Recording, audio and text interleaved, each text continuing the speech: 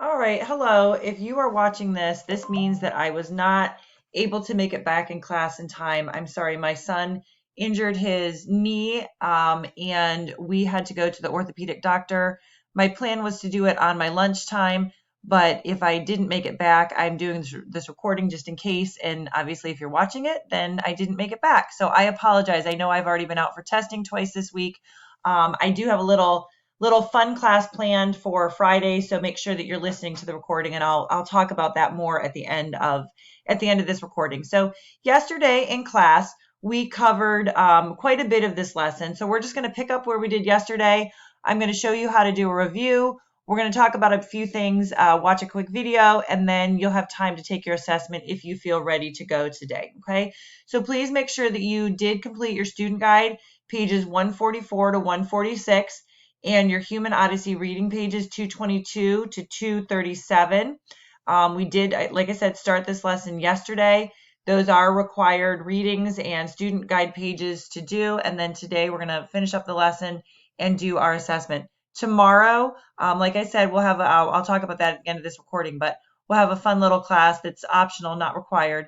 And then next week, Monday and Tuesday, we will have our unit review and then time for our unit test. So we'll be able to kind of tie things together. Okay, so that'll be Monday and Tuesday.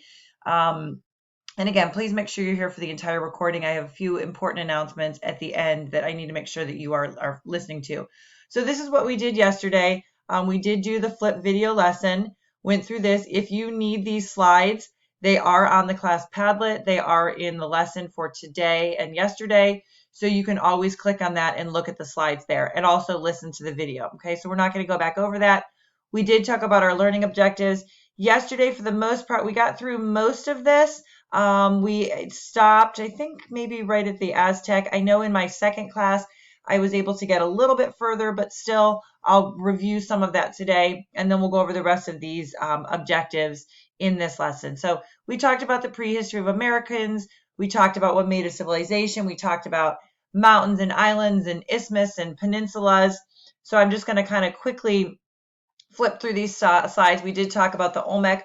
Remember, we talked about that timeline and the BCE or before Christ, or BCE before Common Era, or AD Anno Domini, or BC CE is Common Era. Okay.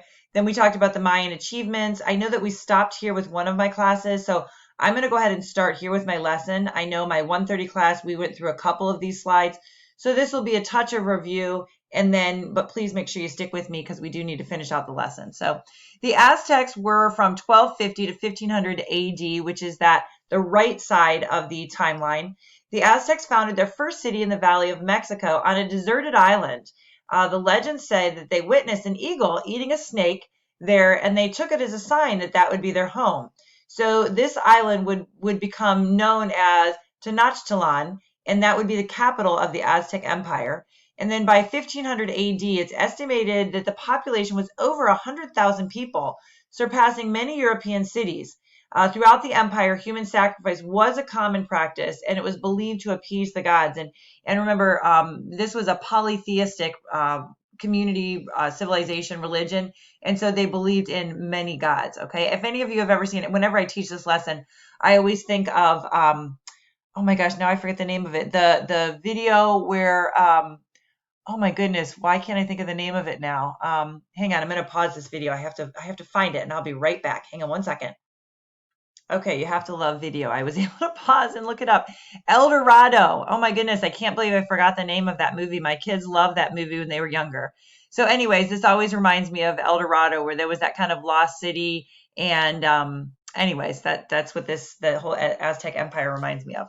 But so anyways, the Aztec Empire was from the 1250 to 1500 AD. All right. And then roads, bridges, and canals were constructed, allowing people and goods to easily navigate the city. Aztec artifacts show the great skill in both metalworking and textiles. And then elaborate clothing such as headdresses, cloaks, and jewelry were common through the empire. Aztec scribes painted books called Amaxtin, and those told stories using pictures and symbols. Aztec scribes also kept very precise tax records. So much that we learn from these ancient civilizations. It's amazing the amount of technology they had, not obviously technology that we have today, computers and that kind of thing, but the fact that they were able to keep such precise records and create such unique things, I always find is incredible and amazing. And then we have the Inca from 1200 to 1500 AD. And so with this vast empire along the coast of South America, which is over here, you can see in this picture, the Inca could be considered the largest of the American civilizations, with the empire's population in the millions. With such a large region, roads stretched out from the Incan capital of Cusco to help connect settlements and speed up travel. Runners were used to carrying messages around the empire because, again, there was no, there were no way of internet, phones, that kind of thing. So to send messages, there were these runners that used to carry the messages and go back and forth between this empire. The Inca used a unique tool for recording numbers. They were knots on a string. They were called quipu. And then while we have some theories on how they're used, there's such a large amount of complexity and variation among the artifacts that still remain somewhat mysterious. And here's a picture of that quipu, and we're going to go ahead and watch this video really quickly. It's just, I think it's like 4 or 5 minutes long, but it's a neat video that talks about the quipu and the native people. Oops, hang on 1 second here. All right, let me go ahead and grab that from my computer. Okay, here we go. Let's go ahead and watch this together here.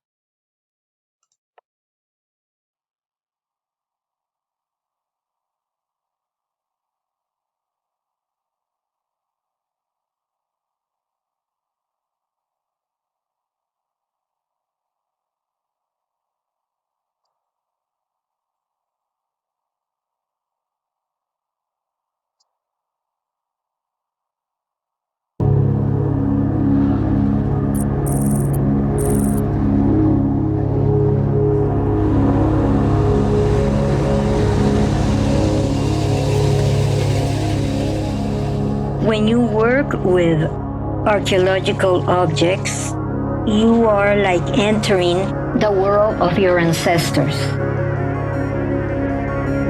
I like to think that in a way they talk to us. A quipu is an counting device made of cotton strings that use knots to represent numbers. A quipu is the accountants of life. The quipus were made in Inca times by quipu Camayocs. The quipu Camayocs, the only ones who were able to read it, died and didn't pass the knowledge to the next generations. There's a lot of questions still to get answered. My biggest hope for Incahuasi is to be able to excavate all the site. The quipus are very well preserved because the environment of the Peruvian coast is very arid, so you have a very good preservation of any organic remain. This must be 600 years old, and you can see the preservation is very well. We know that the numbers we found in the quipus are the counts of these products. They have been buried for 600 years, and so what we do is the conservation. That means keep them clean and straight so the analyzer can come and study them. I think this discovery will bring a better understanding of quipus and also in how the Incas dominate and control these local populations. Many people say that because we had no writing, our culture was not developed, but we really have things like quipus that show that it was a very developed culture. Every time it's exciting because we are finding them in different contexts and in different situations and different sizes, different shapes, colors, knots, so we can have a very big data of these quipus so we can compare them and get any kind of insight to see how to read them or how to understand them. The first one when Okay, so hopefully you enjoyed that video. I thought it was really interesting, and I loved how they were talking about archaeology and archaeologists and finding new things, which is what we talked about yesterday in class, and how we're always learning new things. Even though history is in the past, we're always learning new things about the past. We're always able to build on what we've learned about the past. So this is just a very simple example of a basically a lost civilization that we found the way that they communicate. We found the way that they use numbers. So I found that video very interesting, and I love that it was set in the format of where we found these items in the same culture. So, all right, so let's keep moving on here.